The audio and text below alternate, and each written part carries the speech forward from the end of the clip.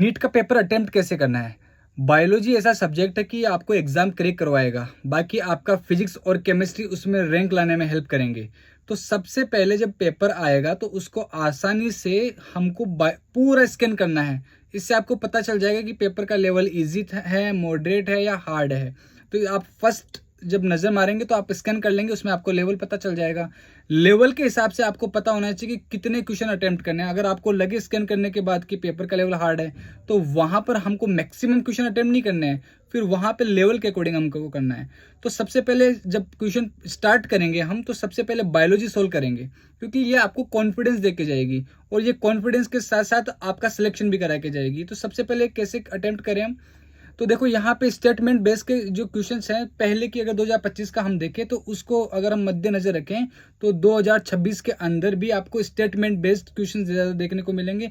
असर्जन reason वाले question आपको देखने को मिलेंगे। तो जैसे ही स्टेटमेंट बेस्ड वाले आए तो आपको सबसे पहले मार्क कर लेना है कि वो करेक्ट पूछ रहा है कि इनकरेक्ट, उसको हाईलाइट कर लेना है। फॉल्स पूछा है कि यहाँ पे ट्रू पूछा है कि रॉन्ग पूछा है, इसको हाईलाइट कर लेंगे। नोट आया है कि नहीं आया है, तो ये चीज़ ध्यान रख लेंगे, क्योंकि ये सिली मिस्टेक आपको सिलेक्शन से दूर करा देगी बेटा। तो सबसे पहले आपको इन चीज़ों को हाईलाइट कर लेना है। साथ में असर्जन और जो रीजन का वह है, वहाँ पर आपको जैसे ही सबसे पहले स्टेटमेंट आएगा उसके जस्ट पीछे वाई लगा देना है, और वाई में रीजन आपको देखना कि जो पहला स्टेटमेंट है उसको क्या वो जस्टिफाई कर रहा है, क्या उसका रीजन क्या वही है। तो इस तरीके से क्वेश्चन अगर आप सोल्व करेंगे बायोलॉजी का, क्योंकि देखो बायोलॉजी बहुत इंपॉर्टेंट है और आपको पता है कि सिलेक्शन यही दिलवाएगी, तो इसको अटेम्प्ट करने में भी हमको बहुत सावधानी रखनी पड़ेगी।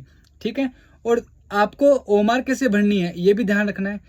3 सेक्शन हमारे पास है, फिजिक्स, केमिस्ट्री और बायोलॉजी। तो बायोलॉजी हमने सबसे पहले चूज करी क्योंकि कॉन्फिडेंस देके जाएगी, हमको आती है ना। तो ओमार में कब कैसे भरेंगे, जैसे आपने बायोलॉजी कंप्लीट करी उसके बाद ओमार भर लेंगे, जैसे फिजिक्स कंप्लीट करी फिर फिजिक्स के ओमार भर लेंगे, जैसे केमिस्ट्री करी वैसे ही उसके ओमार भर लेंगे। अदरवाइज क्या है कि सारे के सारे एक साथ करने बैठोगे, लास्ट में हमारे पास टाइम नहीं बचेगा बेटा। इसलिए हर एक सेक्शन के बाद ओमार फिल करनी है। बायो के बाद ओमार, फिजिक्स के बाद फिर ओमार, केमिस्ट्री के बाद ओमार। तो इस तरीके से करोगे तो सिलेक्शन और नज़दीक पहुंच जाओगे सिलेक्शन के। Okay, thank you so much, है ना। आप कर लोगे, मुझे पता है आसानी से कर लोगे आप लोग, और अपनी तैयारी पे भरोसा रख के हो जाएगा आसानी से।